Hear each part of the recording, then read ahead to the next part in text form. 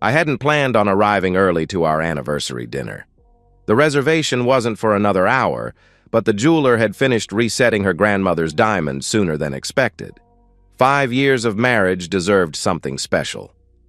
When I pulled into the restaurant parking lot, I spotted Melanie's car immediately, parked next to Jake's unmistakable red Mustang with the custom plates.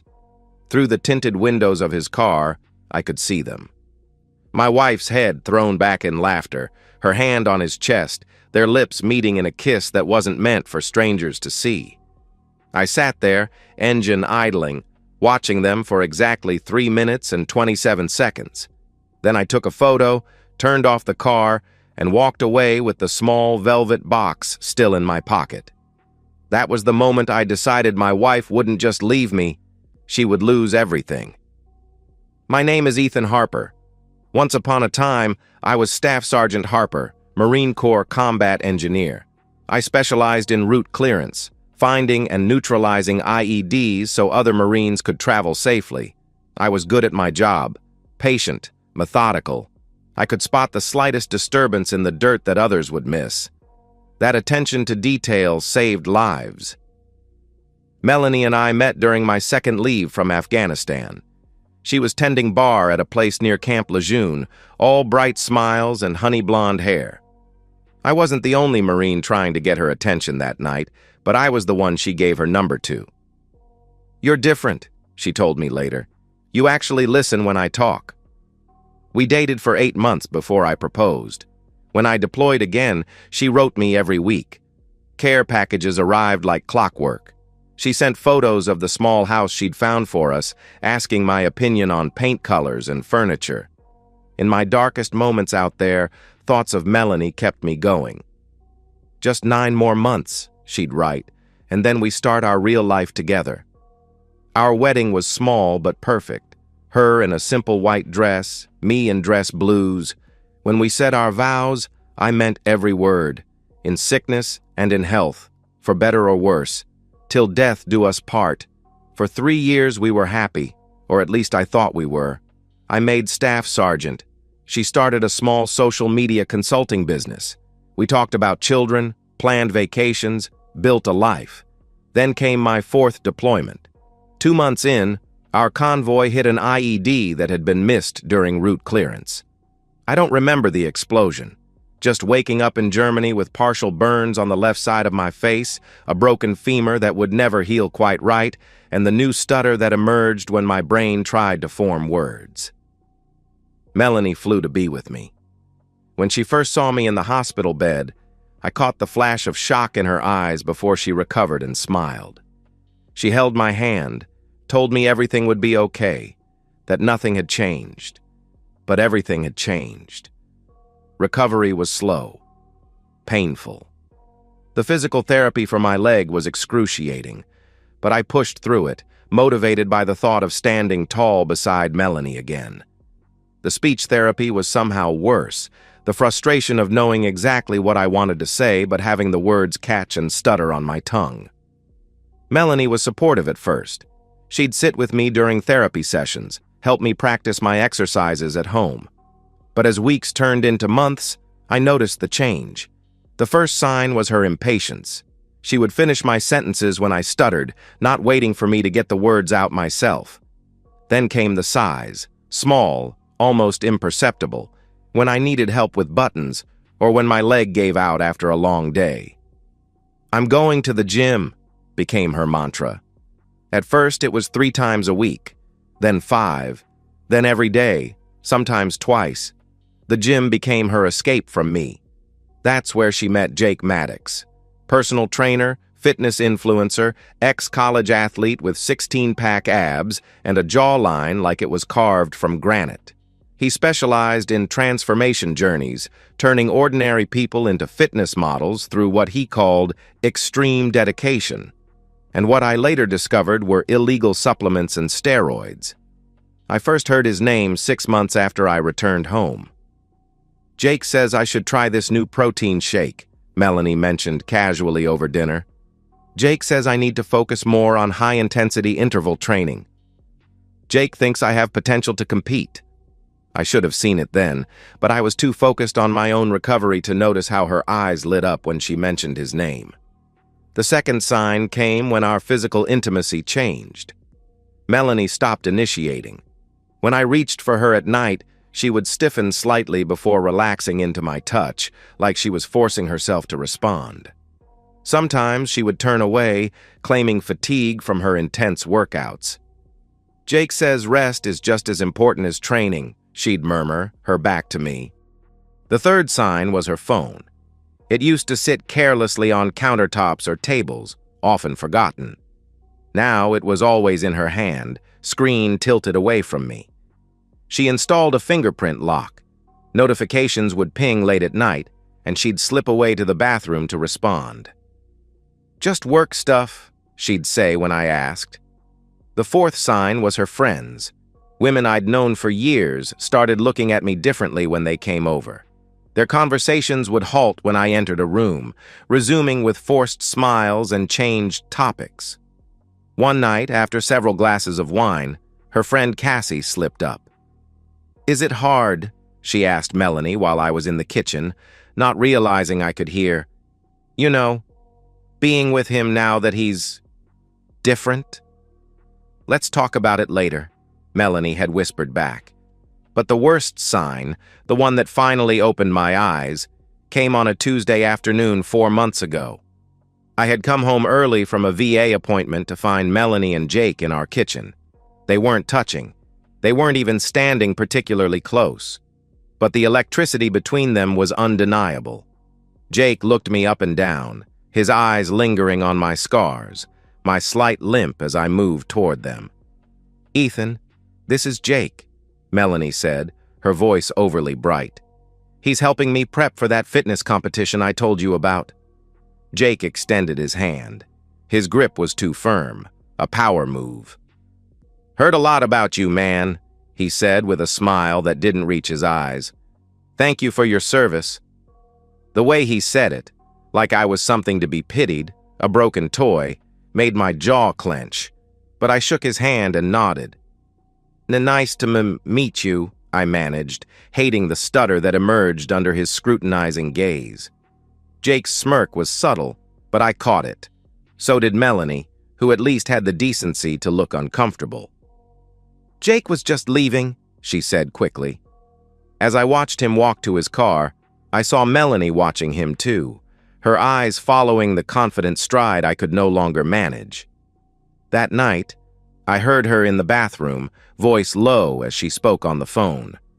"No, he doesn't suspect anything. I know, I miss you too. Soon, I promise." The breaking point came on an otherwise ordinary Sunday morning. Melanie had gone for her morning cardio, which now always lasted at least 3 hours, and I was alone in our bedroom looking for a specific tie for an upcoming VA interview. Her iPad chimed with a message notification on the nightstand. I wouldn't have looked.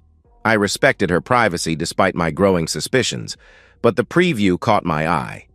From, "Jake sent the video to everyone. They can't stop laughing at him trying to..." The message cut off there. My stomach twisted as I picked up the iPad. It was unlocked. Melanie must have forgotten to close it before leaving. The message was in a group chat titled Operation Crippled Clown. With shaking hands, I scrolled up. There I was, struggling to button my dress shirt before a doctor's appointment last week. A video, clearly taken by Melanie without my knowledge, zoomed in on my fingers as they fumbled with each button. My audio played in the background. Damn it!" as I dropped a button and had to start again. Jake had responded, "This is why I tell you guys never to skip finger day." Someone named Cassie wrote, "OMG, how do you even sleep in the same bed?" Melanie's response, "I barely do anymore. He's like a zombie that can't finish a sentence." I kept scrolling, my vision blurring. There were more videos.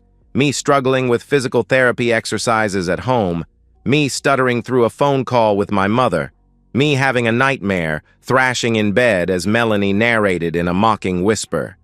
But worse than the videos were the messages, intimate details of our marriage, our sex life, or lack thereof, laid bare for their entertainment. Melanie describing how she zones out when I touch her, how she fantasizes about Jake to get through it. Jake: once you've had a real man, you can't go back to a broken one. Melanie: truth. I swear I hear him breathing and I get turned off. There were photos too. Melanie and Jake in what was clearly a hotel room. Melanie wearing lingerie I'd never seen. Jake shirtless, Melanie kissing his chest, messages planning their meetups, coordinating lies to tell me. And then, the final knife twist. A voice message from Melanie. If I hide his meds, he gets real jumpy. It's hilarious. Last week I moved his anti-anxiety pills, and he tore the house apart looking for them. Almost had a full breakdown. Jake says we should record it next time. They had been deliberately triggering my PTSD for entertainment. I sat there for a long time, the iPad in my hands, reading every message, watching every video, examining every photo. 3 years of marriage reduced to a cruel joke. The woman I'd loved, who'd vowed to stand by me, was the architect of my humiliation. That's when something inside me changed. The hurt transformed into something cold and precise. I remembered who I was before the IED, methodical, strategic, patient. I'd cleared paths through minefields. I could navigate this betrayal. I carefully took screenshots of everything, sent them to my email, then erased all evidence of my snooping. I placed the iPad exactly as I'd found it and left the room. That night, when Melanie returned from meal prep with the gym crew, I smiled and asked about her day. I kissed her cheek when she offered it instead of her lips. I pretended I didn't know that my life had become a spectator sport for her and her lover. Because now I had a mission. And like any good combat engineer, I needed time to prepare. My revenge wouldn't be swift or emotional. It would be calculated, comprehensive, and complete. I would dismantle their lives with the same precision I once used to dismantle explosives. First, I needed to gather more evidence. The group chat had given me a starting point, but I needed to understand the full scope of their betrayal and find any vulnerabilities I could exploit. I installed a keylogger on our home computer, the one Melanie used for her social media consulting work. Within days, I had her passwords to everything: email, social media, cloud storage, banking. What I discovered was worse than I imagined. Jake wasn't just a personal trainer. He was running a side business selling illegal steroids and testosterone to his clients, including numerous underage kids trying to get their dream body. Melanie was helping him manage this operation, handling the money through her legitimate business accounts to obscure the source. They were planning to leave me, but not until they had enough saved for Jake to open his own gym. My disability benefits were helping fund their dream while they mocked me behind my back.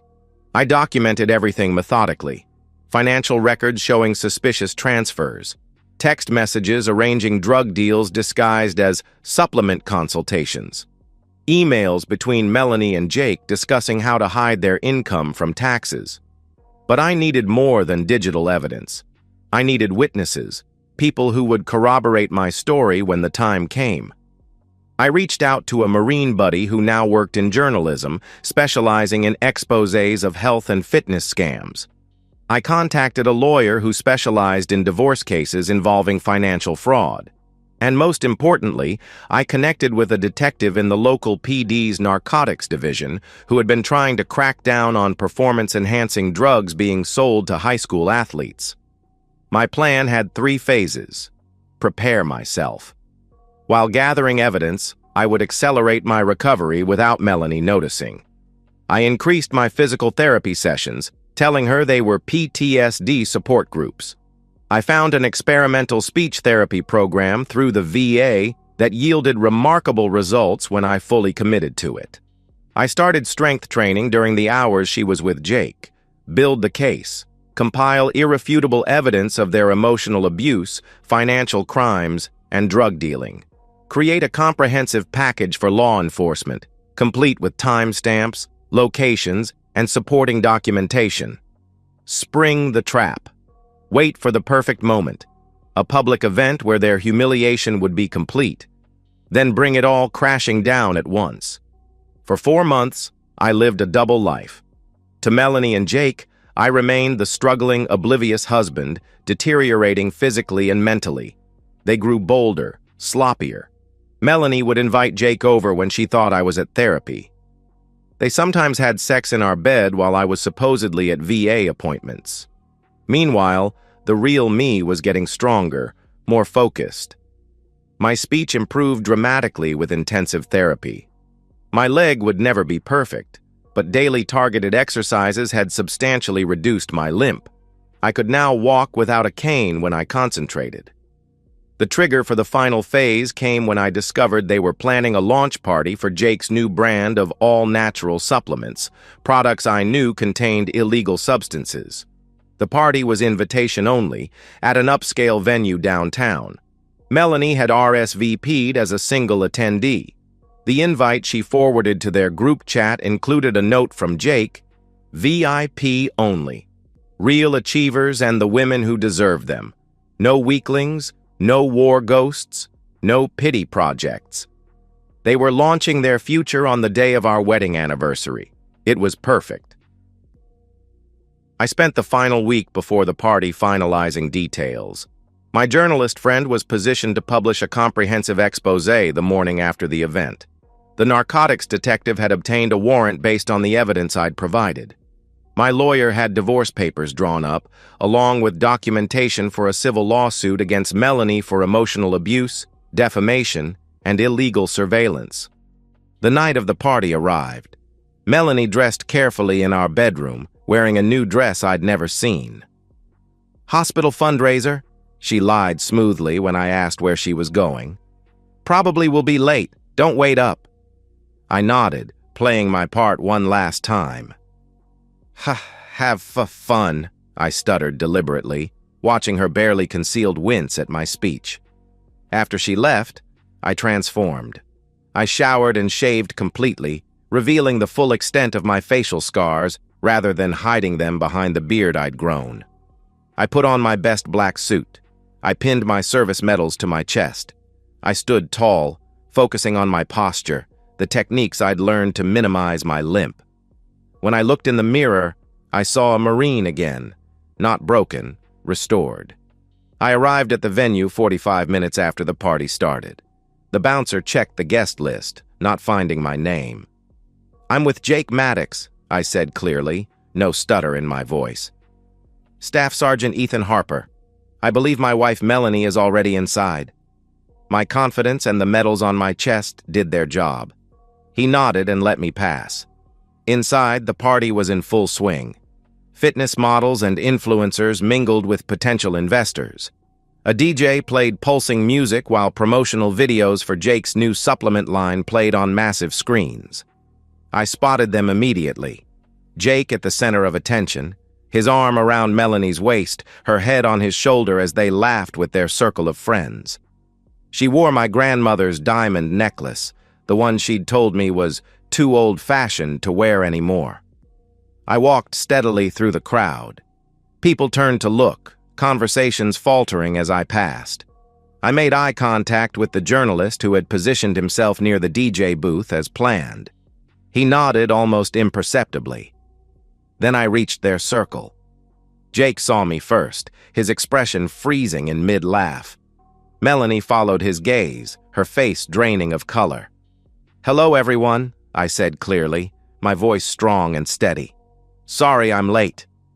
Jake recovered first, his arm tightening around Melanie. "Ethan, man, what are you doing here? This is a private event." "I know exactly what this event is," I replied, looking directly at him. "It's the beginning of the end." Melanie stepped forward, anger replacing her shock. "You need to leave. You're embarrassing yourself." I smiled.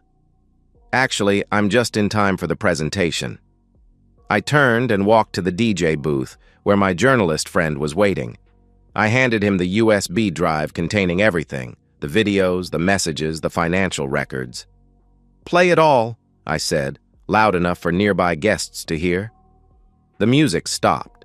The screens around the room flickered, and then there it was, Melanie's voice, crystal clear through the venue's speaker system.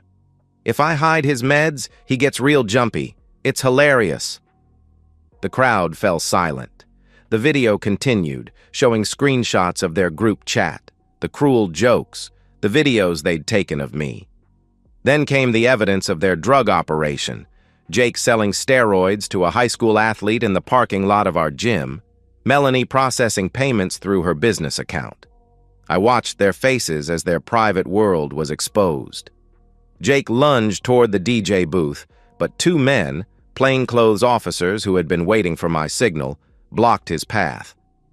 "Jake Maddox," one said formally, "we have a warrant for your arrest on charges of distribution of controlled substances, tax evasion, and fraud." As they handcuffed him, I walked back to Melanie, who stood frozen in horror, watching her world collapse around her. What have you done?" she whispered, stuttering for the first time in her life. I reached into my pocket and pulled out 3 envelopes. "Divorce papers," I said, handing her the first. "A civil lawsuit for emotional abuse, defamation, and illegal surveillance," I continued, giving her the second. "And documentation showing that the house, which was inherited from my grandfather and is legally in my name alone, has been secured with new locks, effective immediately." Tears streamed down her face. "Ethan, please, I can explain." "No need," I interrupted. "You've explained enough in your videos and messages. By the way, the police have search warrants for your phone, computer, and cloud accounts. I wouldn't try deleting anything." More officers entered the venue, moving through the shocked crowd toward Melanie. One of them approached us. "Ma'am, we need you to come with us for questioning regarding your involvement in Mr. Maddox's illegal activities." As she was led away, I turned to address the stunned crowd. "Ladies and gentlemen, I apologize for the interruption. As you can see, Jake's supplements aren't as all-natural as advertised. There are FDA agents outside who would like to speak with any athletes or investors involved with this launch. The rest of you might want to check tomorrow's news before associating your brands with either of these individuals." With that, I walked out, standing taller than I had in years. The next morning, the story broke across local news and fitness industry publications. My journalist friend's exposé was comprehensive, detailing not just the illegal supplement operation, but also the systematic emotional abuse I had endured. Jake was denied bail due to the extent of his operation and evidence that he had been planning to flee the country. He eventually pleaded guilty to multiple felony charges in exchange for a reduced sentence, still 8 years in federal prison. His assets were seized, his gym shut down, his social media empire deleted. Melanie avoided criminal charges by cooperating with prosecutors, but the civil consequences were severe. The divorce was finalized quickly, with the judge awarding me everything. The lawsuit for emotional abuse resulted in a judgment that would garnish her wages for years to come. Every brand she had worked with dropped her immediately. In a desperate attempt to salvage her reputation, she posted a tearful video online claiming she was also a victim of Jake's manipulation. The internet wasn't kind. The comment sections filled with veterans and their families defending me, fitness industry professionals distancing themselves from her, and former clients demanding refunds for the consulting that had been a front for illegal activities. 2 months after the launch party, I ran into Cassie, Melanie's friend from the group chat, at a coffee shop. She looked away, trying to avoid me, but I approached her table. "Hello, Cassie," I said, deliberately allowing a slight stutter into my speech. She flinched, unable to meet my eyes. "Ethan, I'm so sorry about everything." I sat down across from her. "No, you're not. You're sorry you got caught. There's a difference." "You've ruined her life," she whispered. "She's living in her sister's basement. No one will hire her." I leaned forward. "She ruined her own life when she decided to mock a wounded veteran for entertainment, when she helped sell steroids to teenagers, when she violated every vow she ever made to me." I stood up, no trace of a limp in my movement. "Actions have consequences, Cassie. Remember that the next time you decide to join an Operation Crippled Clown. As for me, I found peace. The experimental speech therapy program asked me to become a mentor for other veterans with similar injuries. I accepted, finding purpose in helping others reclaim their voices. I sold the house, too many bad memories, and bought a cabin near the mountains where I'd always wanted to live. I reconnected with old friends from my unit, no longer ashamed of my scars or occasional stutter. Sometimes people ask if I regret the public nature of my revenge, if I could have just divorced Melanie quietly and moved on. I tell them no, because it wasn't just about Melanie and Jake. It was about showing everyone who had laughed at those videos, who had pitied me or written me off, that wounds don't define strength. 6 months after the launch party disaster, I received a letter from a young Marine recovering at Walter Reed. He'd seen the news story, recognized my name. "You showed me that coming home different doesn't mean coming home defeated," he wrote. "That patience isn't weakness, it's strategy." That letter hangs framed on my wall now, a reminder that sometimes the weight of betrayal can forge you into something stronger than you were before. Melanie thought she was watching me break. She never realized she was watching me reload. And that's the end of today's story. If you enjoyed it, please give this video a thumbs up and drop a comment below. Your support helps the algorithm push my content further. If you're new to the channel, don't forget to hit that subscribe button. It really helps me keep creating more stories for you. Thanks for watching, and I'll see you in the next one.